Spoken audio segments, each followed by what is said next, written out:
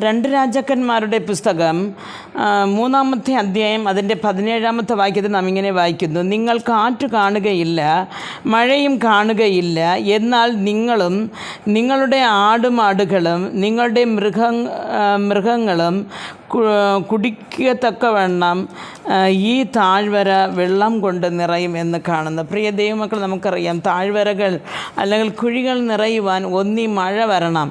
മഴ പെയ്താൽ തന്നെ കാണും, അല്ലാതെ അവിടെ അല്ലെങ്കിൽ ഒരു നീരുറവ കാണും. ഒന്നുമില്ലാതെ അവിടെ വെള്ളം എന്ത് ചെയ്യത്തില്ലെന്നറിയത്തില്ല. പക്ഷേ ഇവിടെ പ്രവാചകൻ പറയുകയാണ്, നിങ്ങൾ കാറ്റും കാണുകയില്ല, മഴയും കാണുകയില്ല, പക്ഷേ ഈ താഴ്വരകൾ എന്തു ചെയ്യും? വെള്ളം കൊണ്ട് നിറയും. നിങ്ങളും നിങ്ങളുടെ മൃഗസമ്പത്തുകളും അത് കുടിച്ച് തൃപ്തരാകുമെന്ന് പറയുകയാണ്. പ്രിയ ദൈവമക്കളെ, നാം ഒരു അനുഗ്രഹത്തിന് വേണ്ടി പല വാതിലുകൾ മുട്ടിയിരിക്കാം, അല്ലെങ്കിൽ പല കാര്യങ്ങളിൽ നാം മുമ്പോട്ട് വരണമെന്ന് നമ്മുടെ അധ്വാന ഫലങ്ങൾ കൊണ്ടും മറ്റു പല കാര്യങ്ങളും നമ്മൾ പലതും വിവരിച്ചിരിക്കും. പക്ഷേ ഈ ഒരു വരണ്ട നിലം പോലെ, ഒരു വെള്ളമില്ലാത്ത കുഴികളെപ്പോലെ നമ്മുടെ ജീവിതമായിരിക്കുമ്പോൾ, ഇന്ന് പ്രവാചകൻ പറയുന്നത് പോലെ നമ്മുടെ ജീവിതത്തിൽ ഒരു അനുഗ്രഹം കിട്ടുവാൻ അത് ഏത് വഴിയിൽ കൂടെയും കർത്താവിന് അത് തരുവാൻ സാധിക്കും. നമുക്ക് ഇരിക്കുന്ന സകല വരുമാനങ്ങളെ കൊണ്ട് അത് വർദ്ധിപ്പിക്കുവാൻ ദൈവത്തെ കൊണ്ട് കഴിയും.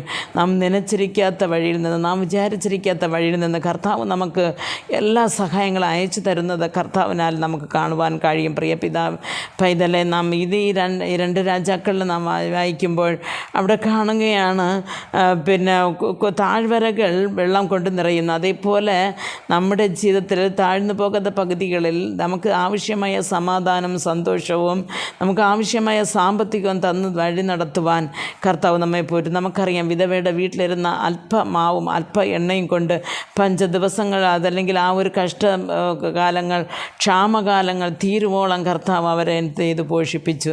ഏലിയാവിന് ഒരു കാക്കയെ കൊണ്ട് ഒരു അപ്പവും കൊടുത്ത് ദൈവം പോഷിപ്പിച്ചു. അതേപോലെ തന്നെ നമ്മുടെ ജീവിതത്തിൽ നാം വിചാരിച്ചിരിക്കാത്ത സ്ഥലത്ത് നിന്ന് നമുക്ക് അനുഗ്രഹങ്ങൾ അയച്ചു തന്ന് നമ്മെ വഴി നടത്തുവാൻ കർത്താവ് ശക്തനെന്ന് ഈ വചനങ്ങൾ പഠിപ്പിക്കുന്നതുകൊണ്ട് ദൈവത്തിൽ ആശ്രയിക്കും, ദൈവത്തിൽ തന്നെ പ്രത്യാശ വെച്ച് മുമ്പോട്ട് പോകുവാൻ കർത്താവ് നമുക്ക് ഓരോരുത്തർക്കും കൃപ നൽകട്ടെ എന്ന് പ്രാർത്ഥിക്കുന്നു. ആമേൻ.